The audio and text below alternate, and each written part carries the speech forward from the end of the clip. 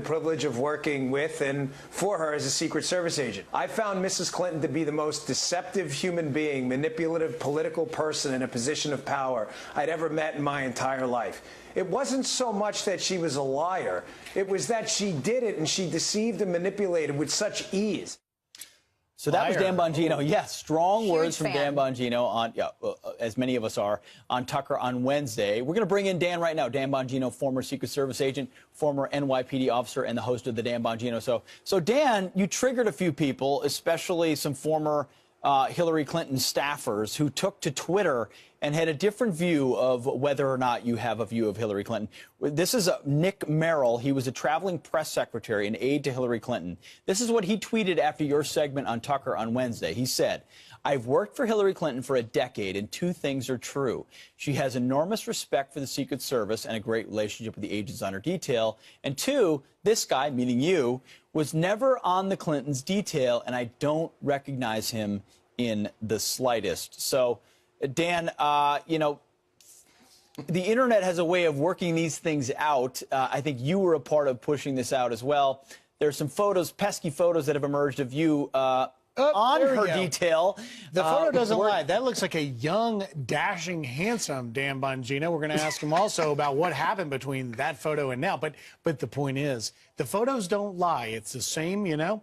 Al Franken couldn't get away. Yeah. Dan, what do you say now that this is played out? Yeah, that's interesting. That photo was taken in 2001 at the U.S. Open tennis tournament and was on the back cover of Newsday. It was actually a color photo. I don't know why I made it black and white a long time ago, make it seem more, give some emotion in it or something. I'm not sure. But I had it on an Instagram. Now, what's interesting about that is these people are very clever, the Clinton mob out there. They always attack the messenger when you go after the Clintons, right? And he says something, he goes, well, he was never on the detail. And he's right. I was not on her presidential campaign detail. But I was there way before Nick arrived. My mounds of work and the government documents I have showing my pile of work with the Clintons is probably this thick. I knew the Clintons probably before Nick did. So it's just interesting that he would pick a fight with me. Let me just make this point, guys, too, because this is important. This is how the Clinton mob works, right? What they do is they need the Clintons to stay in power and to stay relevant. So they need to discredit anybody with information on the Clintons that may impugn their reputation and cover up the bevy of secrets that are still out there. I'm telling you guys, because sources feed me stuff all the time. There's stuff out there on the Clintons that hasn't been made public. And believe me, they know it because they were there when it happened. So stop for 1 second, Dan. I want to get your take on how this actually made you feel when Nick Merrill put that out, a communications guy, a spin guy. That's what he does for a living. This is what the press folks in Washington do. Put that photo up for 1 more second. You're sitting literally behind her in the proximity, and your job at that very moment, your job is to protect her should the unthinkable happen. You're very close, perhaps the closest in proximity to her we have seen. Certainly in public events like this, things can happen. Your life is technically on the line there, and we shouldn't overlook that point. How does it make you feel when Nick Merrill says, nah, you weren't even there? Yeah, well, it's kind of disgusting, and he's a disgusting human being. He really is. He's never put his life on the line for anything other than maintaining the sad, sick political aura of the Clintons. And you know, I say to Nick, who tweeted that and, you know, went after me, the message, that's fine. You're certainly entitled to do that. I respect your right to fight back, but I'm going to fight, too. You know, I swore an oath to the Constitution in the Secret Service.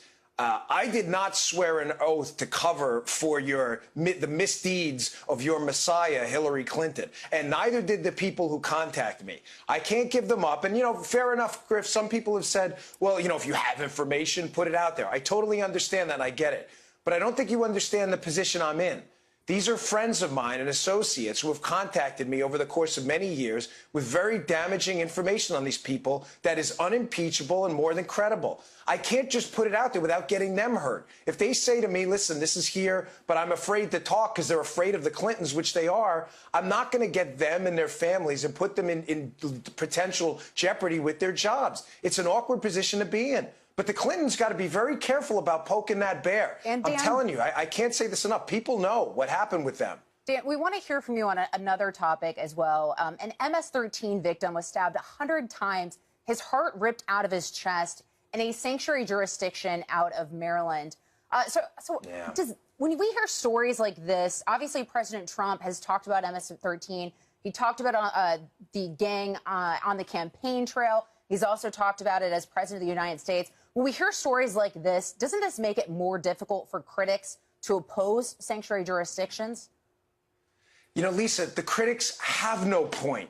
You know, we just passed Thanksgiving, right? And I think everybody thanks God every day for our fighting men and women and them keeping this country safe, right? And that flag that they drape themselves in overseas. What does that mean to you? No, I'm serious. Like, to the listening audience out there, and I know we have a lot of liberals. Of course, you're always welcome to put your eyeballs on the channel. But what does that mean to you? Like, we have jurisdictions now that have taken that flag and thrown it out the window and said, hey, anybody's welcome here, anytime, for any reason. Policies and laws be damned. And what happens? What happens is people die. People are killed in the real world when really stupid people in positions of power throw the flag, the laws, and the rules and regulations out the window and let anybody and their family come in despite the rules and regulations. I ask one simple question to those people. Where do you want to go if you were a potential criminal coming into the country illegally? Where? Do you want to go to a sanctuary county, knowing you will never be reported to the immigration for deportation, sure, and you'll be almost protected by local police? Or Dan, you want to go to a law and order county? Where do you want to go? Dan, Pretty simple answer. You ran. Dude, we only have a couple of seconds here. Dan, you ran for Congress in that very district. How bad is the MS-13 problem there? Pete, it's off the. I can't. It's like a nuclear explosion of illegal immigration in that county. It's worse than anybody knows. Go there and check it out if you think I'm misleading you. All right. Well, I don't think you are. So no. We'll take your word for it, Dan. Thank you so much for joining us. Dan, this appreciate morning. it. Thanks we a lot. Appreciate it.